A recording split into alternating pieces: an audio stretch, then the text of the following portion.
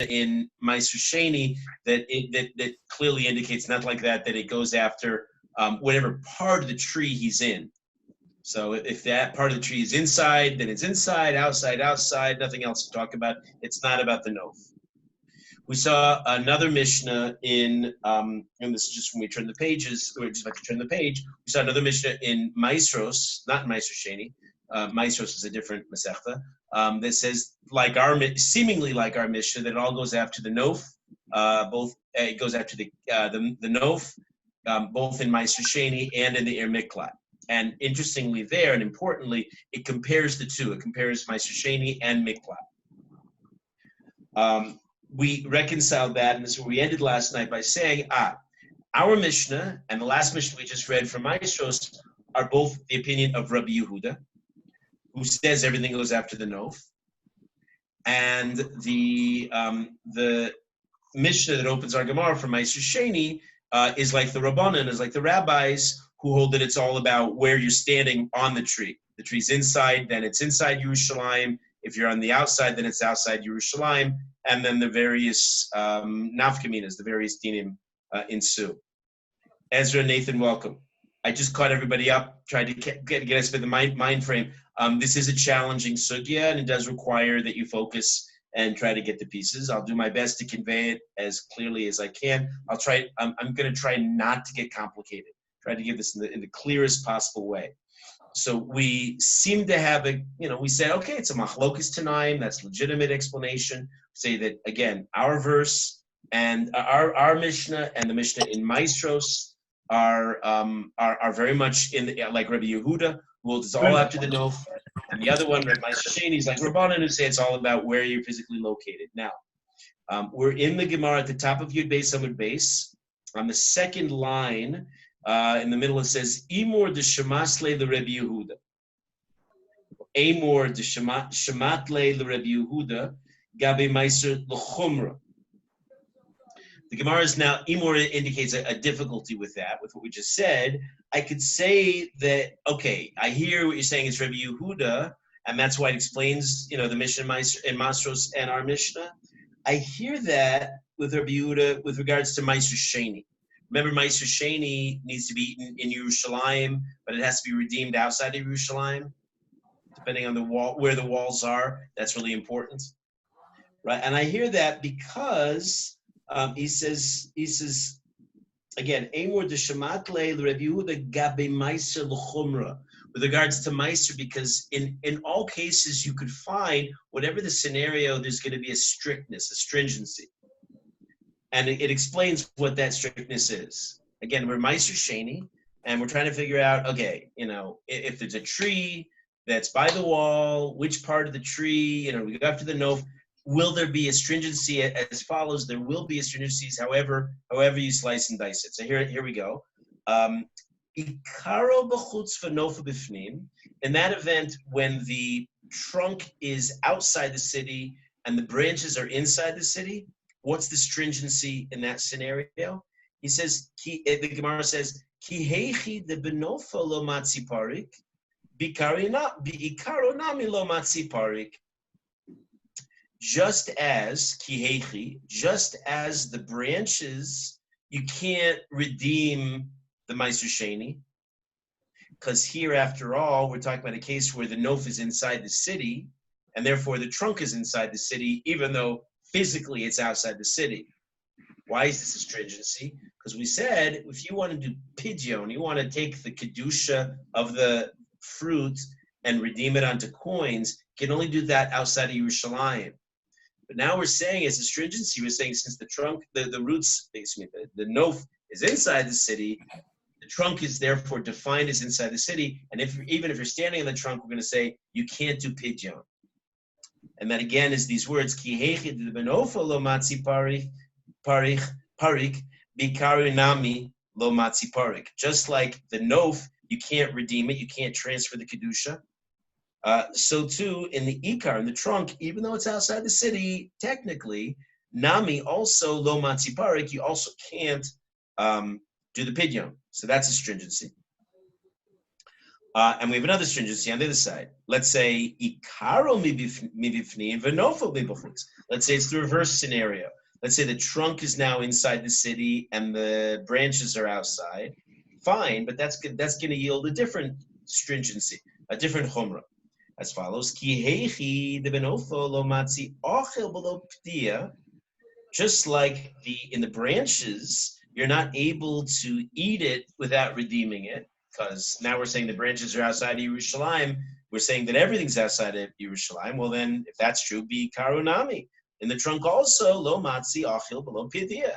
The trunk, even though technically it's inside Yerushalayim, but we're gonna, since it all goes after the nof, we're gonna say no. It's really technically understood as being outside. No eating meiser sheni on that trunk. The punchline for all of this, it's a lot of words and a lot of discussion, but the key point is that you have a scenario based on that brisa where you have a stringency, a potential stringency, either way you have it, no matter how you slice and dice it. Moshe? Rabbi, what's Peter? Pidia, transferring the kedusha, pidyon. Redeem. I mean, usually translated as redeeming it. Redeeming it, but that act that takes the holiness out of the produce and transfers it onto coins.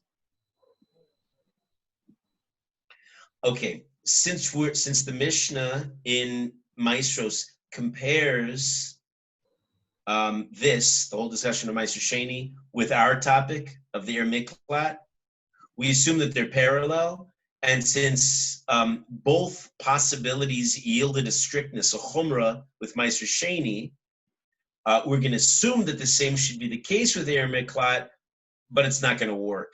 No luck. And that's the problem now. That's why the Gemara has a problem with the whole answer that we just gave, because they're really not parallel, as follows.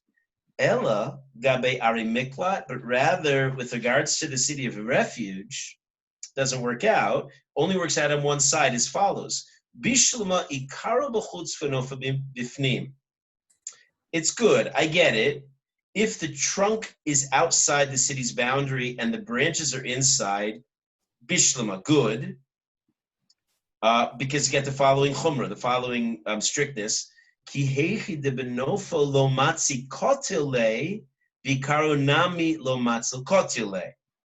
Just like when in the branches, if the murderer is hanging out in the branches, don't know what he's doing up there exactly, but he's hanging out in the branches of this tree, and he can't kill him, because technically the nof is inside the city.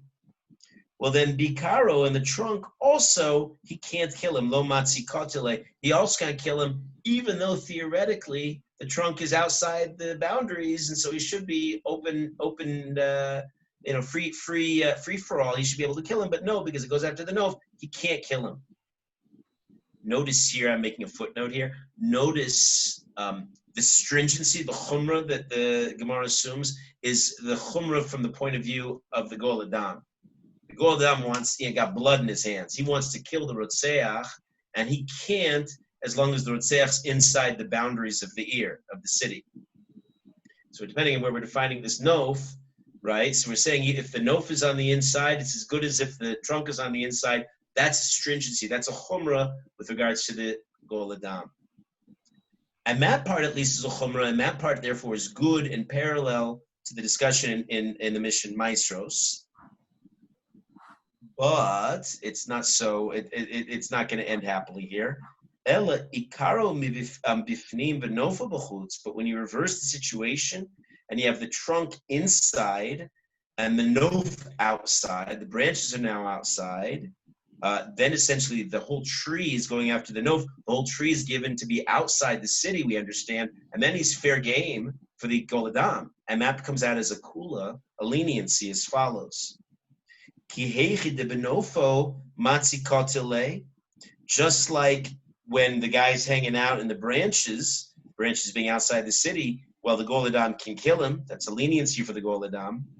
Bikaro nami matzel kotile. So then even if he's on the trunk inside the boundaries of the Ir Miklat, Gol Adam can kill him also. And that's a leniency. That makes it easier for the Gol Adam. And we see, and the Gemara concludes, it says, Ha gavai kai. but the trunk is basically inside the boundaries, and even so, the Gol Adam can kill him, which is a leniency.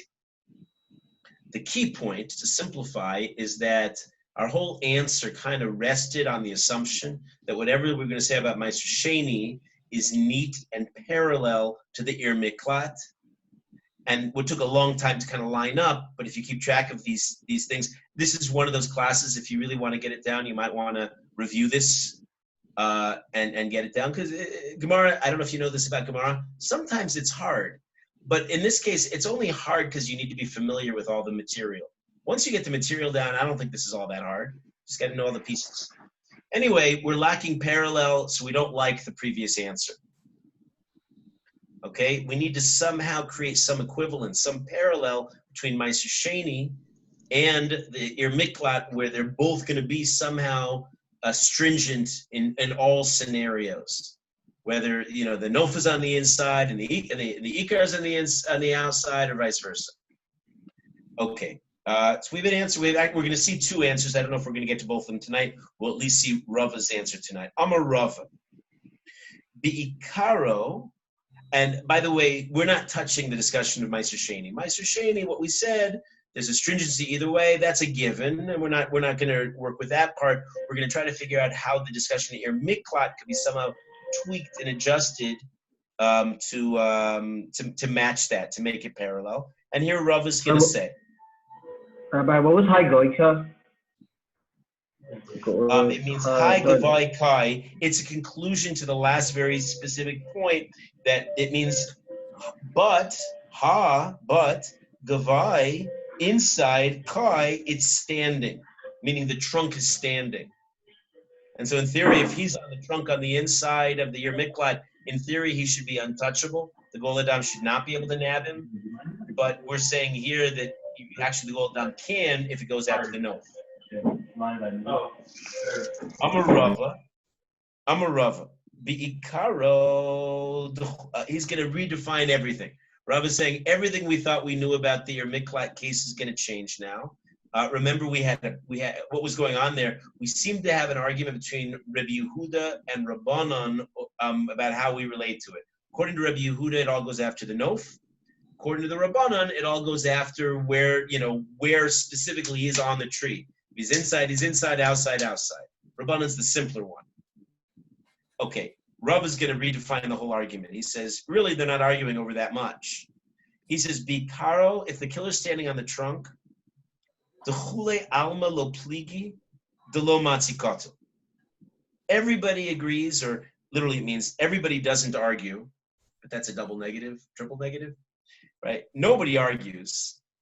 In other words, both Rabbi Yehuda and Rabbanan are in agreement, de lo matzikoto, that the Gol Adam can't kill him, right? No matter what, if he's on the trunk, and the trunk is inside the city that we just said in the last case that we just said, the problematic case, said everybody agrees that he's untouchable. He's inside the city.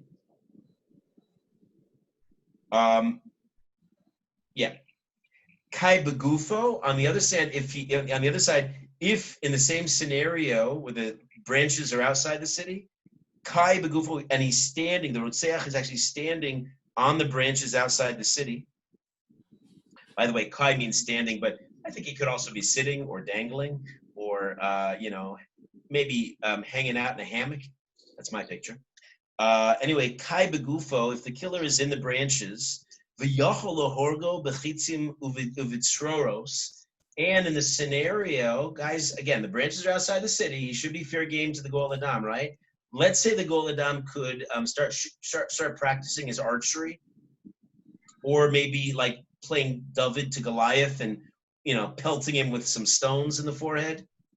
If he could, in other words, kill him from a distance, we would probably take out some kind of a sawed-off shotgun or something like that. If you can kill him in some way without actually going to the tree, then actually, I'm sorry, these words translated. V'yachol horgo, he can kill him b'chitzim, with arrows, uvitzroros, or with rocks. Everybody agrees he can kill him. He's fair game. I mean, look, he's outside the city. The Rabbanan and Rabbi Yehuda, everybody agrees on those points. So what are they arguing about? What is the argument all about? Kipligi, when they argue, it's as follows. B'mehave ikaro darga linofo. In a really specific situation, doesn't happen all that much, when you have a trunk that actually is being used as a stepping stool to get up into the branches. Somehow, let's say there's actually a ladder or something that you use the trunk to climb up. And again, remember, the trunk is inside the city, the branches are outside the city, but in order to get there, let's say the Goel Adam doesn't have arrows, he doesn't have rocks, all he has are his raw hands, and he wants to get up in the branches to kill him. The question is now, could he go into the city of refuge in order to access that trunk, climb the trunk, by which he's now outside, he's outside the city, and then go over, having done through that whole process, could he at that point kill him? And that's an interesting kind of case because he's sort of, it's really mittendrinnen. It's sort of in between. You know, he's sort of had to go into the city. Well, that he shouldn't do. He's the Goel Adam. But then technically, if he kills him afterwards, he's outside the city limits. So that sounds he should be able to do it. Which one is it? Do you hear the case? Wait, but I thought it's not that he's allowed not to go in. I thought he's not allowed to kill somebody. Moshe, your audio is terrible, and I don't think you should take that personally. I didn't hear a word you just said. No, it's not true. I heard a half word here and a half word there, just to be fair. Can you say it again? Wait, Rabbi, can you hear me now? Yeah, perfect. Of course, your video is no good anymore, but that's, okay. You know, we'll take the audio. Mind, yeah. Never mind. You want to ask the question? Oh, yeah. Like, isn't it that, like, is that, he's still allowed to enter the city. He's just not allowed to kill the Rotseach in the city, right? It's not that, like, it's not like he's just not allowed in the city at all. Well, that's the question. The Goel Adam really, that's the question.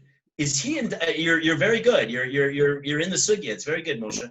In other words, you know, in a sense, he's sort of using the city. If he goes in to buy a bag of pretzels, you're right. What's the big deal?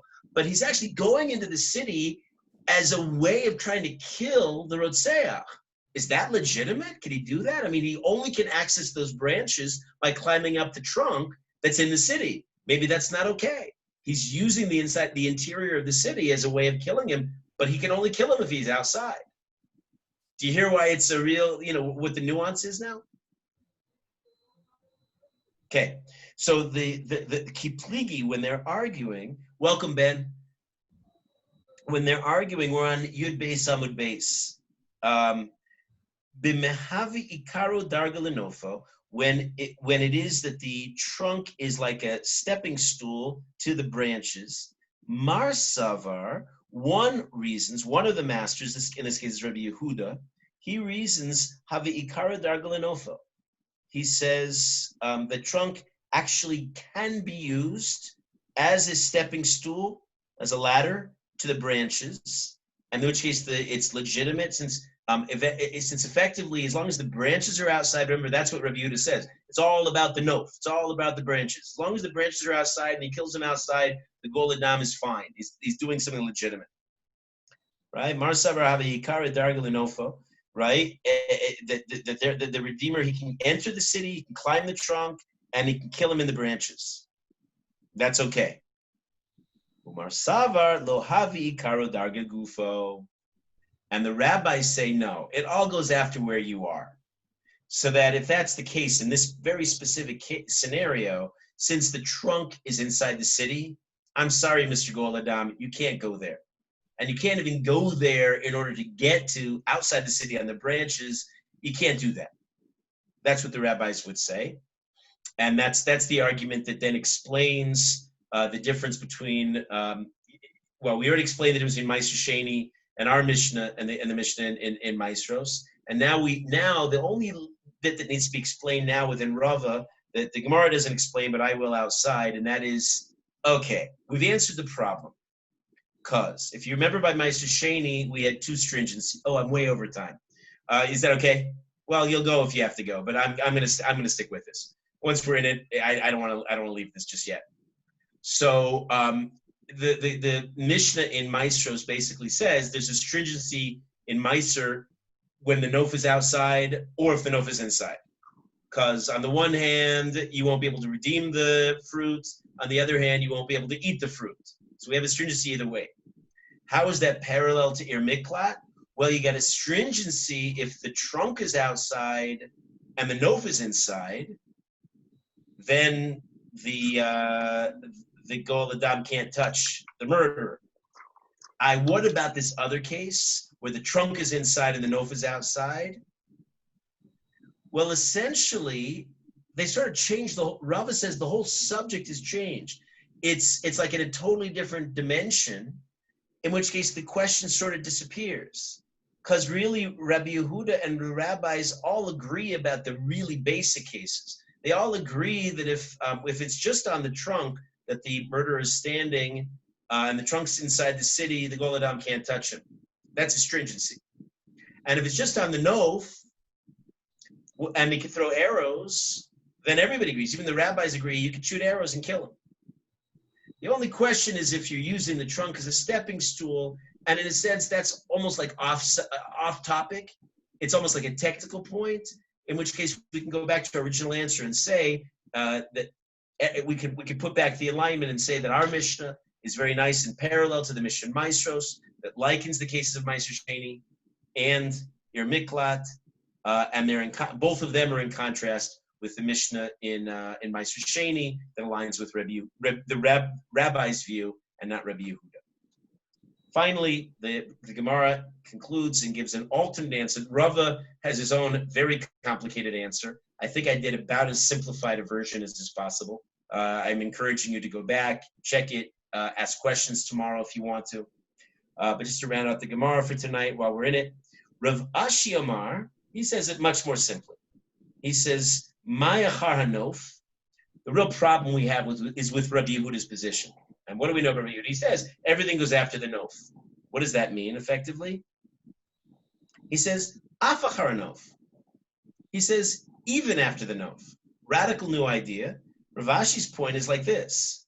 He says that we can even go out, in other words, not only is the tree basically, the tree is going after everything. It's going after the trunk and even after the branches. So in other words, no matter how you're going to look at this, it's going to be strict. If the branches, if we go by the branches when the trunk is outside, right? So then it's strict, and the Goel Adam can't kill the Rotzeach. And if we go after the trunk, and we go after the trunk when the trunk is inside, and so too there, he's off limits and he can't kill him. And that's how Rav Ashi, in a very simple way, says there really are stringencies on both sides. That makes it parallel with the stringencies by Meiser Sheni, and therefore our original explanation is good and back in business. And that's the end of the Gemara. Any questions? Wait, Rabbi. Yeah. Why does it say no? Wait, it says no twice. It doesn't say trunk and then no. It doesn't. What he adds, Rav Ashi is so mysterious, and he says very little but means a lot. When he says af achar hanof, the way you're supposed to understand that is even after the trunk, and certainly even after the branches, and but certainly as a foundation, even also after the trunk. Meaning, essentially, whichever is going to be worse for the Goel Adam, that's Rabbi Yehuda's position. So that if the trunk is inside, go after the trunk. If the nof is inside, go after the nof. Either way you slice it, the Goel Adam can't touch it. And in that way, it comes out strict on both sides, and that's nice, because that parallels the discussion by Meiser Sheni. The Gemara is sometimes hard like that. And it requires, whenever you see a sugya like this, it requires, you got to be a focused, diligent student. You got to pay attention, go over it. It requires review. It's not all that difficult once you get the basics down. And of course, I don't know if you feel this, this is the subject of so much rich and elaborate discussion. Once you get like the basic playing field, all the rules of the game spelled out, you start to hear all the possibilities, all the analysis. I mean, even like this idea we alluded to earlier about the whole concept of could the Goel Adam possibly enter the city in order to kill him outside the city? And is that really his jurisdiction? Is that what the Torah really wants of him? I mean, doesn't Torah only say that if he leaves the city that he's fair game? But here it's sort of like neither here nor there. Is really the possibility that this Gemara fascinatingly raises. Have a great afternoon or evening wherever you're geographically located, and we'll pick this up tomorrow. Yeah? Okay. Bye. Bye, everybody.